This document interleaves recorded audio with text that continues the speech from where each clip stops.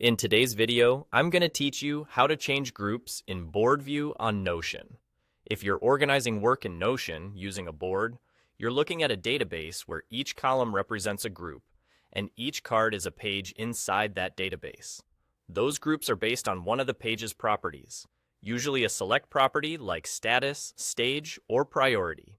Changing which group a page belongs to simply means updating that property.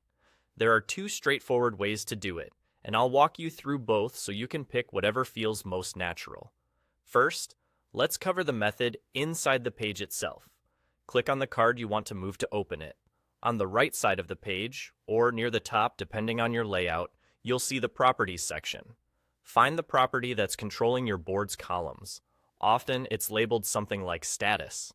Click it and choose the new group you want. As soon as you make that selection, the page will automatically move to the corresponding column in your board.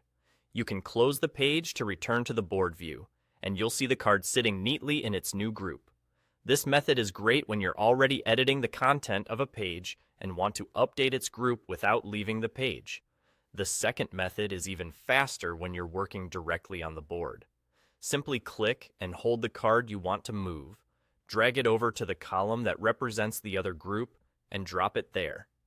The group property updates instantly to match the column you chose.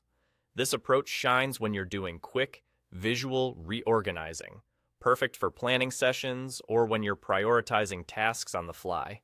A couple of quick tips to keep things smooth. If a column is tall, you can hover near the top or bottom edge to scroll while dragging.